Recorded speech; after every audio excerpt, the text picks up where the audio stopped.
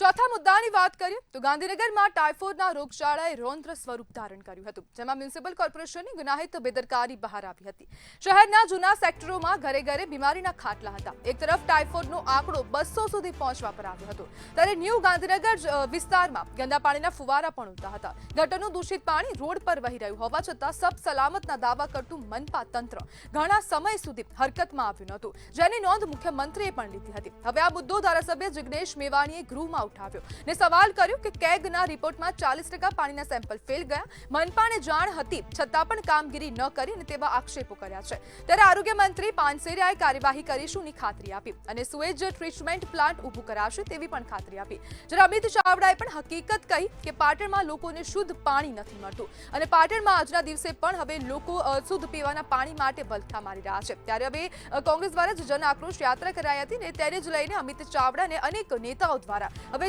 ઘરે ઘરે જઈને અને વિસ્તારોમાં જઈને આ જે સમસ્યા છે તેને જોઈ હતી ને તેને જ લઈને હવે ગૃહમાં આ મુદ્દો ઉઠાવવામાં આવ્યો છે અને ધારાસભ્ય જિગ્નેશ મેવાણી દ્વારા સમગ્ર મુદ્દો ઉઠાવવામાં આવ્યો હતો। છેલ્લા ઘણા સમયથી જે ગાંધીનગરમાં જે ટાઇફોઇડ કાંડ થયો તેને લઈને અનેક ચર્ચાઓ થતી હતી અને જેની નોંધ મુખ્યમંત્રી સુધીએ પણ લીધી હતી અને તે બાદ હવે ફરીથી તે મુદ્દો ગૃહમાં ગુંજ્યો છે અને આપણી સાથે આ જ મુદ્દે ચર્ચા કરવા માટે પત્રકાર અભિજીત ભટ્ટ જોડાઈ ગયા છે। અભિજીતભાઈ, ટાઇફોઇડ મુદ્દે હવે વિપક્ષ જવાબ માંગી રહ્યું છે, શું કહેશો? બિલકુલ જણાવી દઉં તો જે પ્રકારે ગાંધીનગર રાજ્યનું પાટનગર કહેવાય છે અને જે પાટનગરમાં જો દૂષિત પાણી મળતું હોય, કારણ કે ત્યાં આગળ સચિવાલય છે, મંત્રાલય છે, મંત્રીમંડળના નિવાસસ્થાન છે, સાથે સાથે આઈએએસ ઓફિસર્સ પણ ત્યાં રહેતા હોય છે અને તે એ જગ્યા ઉપર જો પ્રદૂષિત પાણી મળે અને જો ટાઇફોઇડના રોગ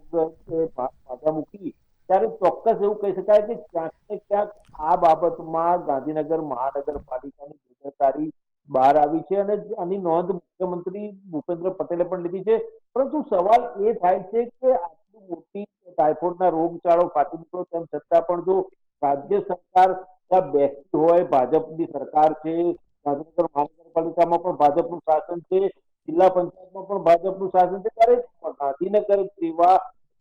પાટનગર છે ત્યાં આગળ આ પ્રકારે દૂષિત પાણી પીવાના પાણી સાથે જો થઈ જાય અને તેના કારણે જો રોગચાળો ફાટી નીકળે તો આરોગ્ય વિભાગની બેદરકારી પણ બહાર આવી છે અને આ મુદ્દે કેગના રિપોર્ટમાં પણ જે પ્રકારનો અહેવાલ આવ્યો છે કેગના, એમાં પણ સ્પષ્ટપણે લખવામાં આવ્યું છે, દર્શાવવામાં આવ્યું છે કે જે સેમ્પલ ગાંધીનગરમાં પાણી સપ્લાય કરવામાં આવે છે અને પાણીનો પુરવઠો પૂરો પાડવામાં આવે છે ત્યાં આગળ 100% જે પાણી છે એમાંથી 40% સેમ્પલ ફેલ ગયા હોવાનો દાવો કરવામાં આવે છે ને તમે જે વાત કરી છે એ મુદ્દે જિગ્નેશ મેવાણી ધારાસભ્યએ ગૃહમાં આજે જે મુદ્દો ઉઠાવ્યો એ ખરેખર વાજબી છે અને લોકોના સ્વાસ્થ્ય સાથે ચેડા થઈ રહ્યા છે। એક બાજુ રાજ્ય સરકાર જલ હી જીવન અને હર ઘર જલ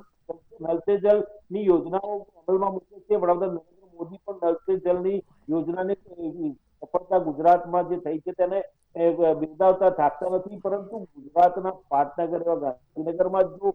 દૂષિત પાણી મળતું હોય અને જેના કારણે ટાઇફોઇડના રોગચાળો ફાટી નીકળતો હોય ત્યારે એક ગંભીર બાબત છે અને રાજ્ય સરકાર અને ગાંધીનગર અભિજીતભાઈ, ગાંધીનગર મનપાની હાલત હાલ કંઈક એવી છે કે એક સાંધે ત્યાં 13 તૂટે, આ વાક્યને આપ કેવી રીતના જોઈ રહ્યા છો? બિલકુલ, કોઈ પણ મહાનગરપાલિકા, ગુજરાતની કોઈ પણ મહાનગરપાલિકામાં જોવા જઈએ તો ત્યાં આગળ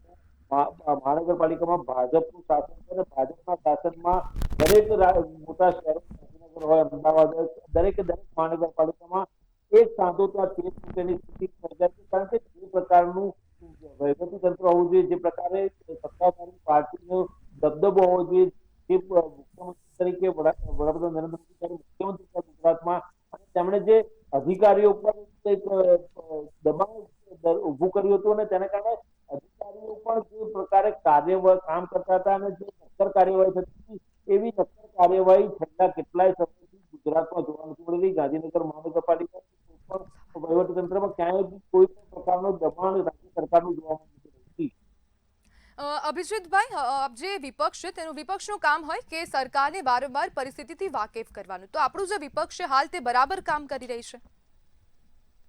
બિલકુલ, અત્યારે જે પ્રકારે કેગનો અહેવાલ આવ્યો છે કેગના અહેવાલને ટાંકીને જિગ્નેશ મેવાણીએ મુદ્દો ઉઠાવ્યો અને આ મુદ્દાને સમર્થન આપ્યું કોંગ્રેસના ધારાસભ્ય અમિત ચાવડાએ, ગુજરાત કોંગ્રેસ પ્રદેશ પ્રમુખ પણ છે, અને તેઓ જે રીતે મુદ્દા ઉઠાવી રહ્યા છે, વિધાનસભામાં મુદ્દા ઉઠાવી રહ્યા છે, પરંતુ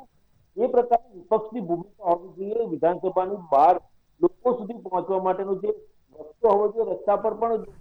લોકોનો વિશ્વાસ મેળવી અને વિપક્ષી જે કામગીરી કરી છે તેમાં ઊંઘી ઉતરી હોય કે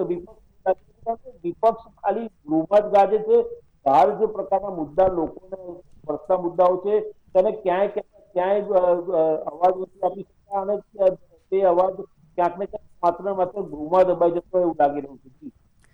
જી બિલકુલ અભિજીતભાઈ, જોડાવા બદલ આપનો આભાર.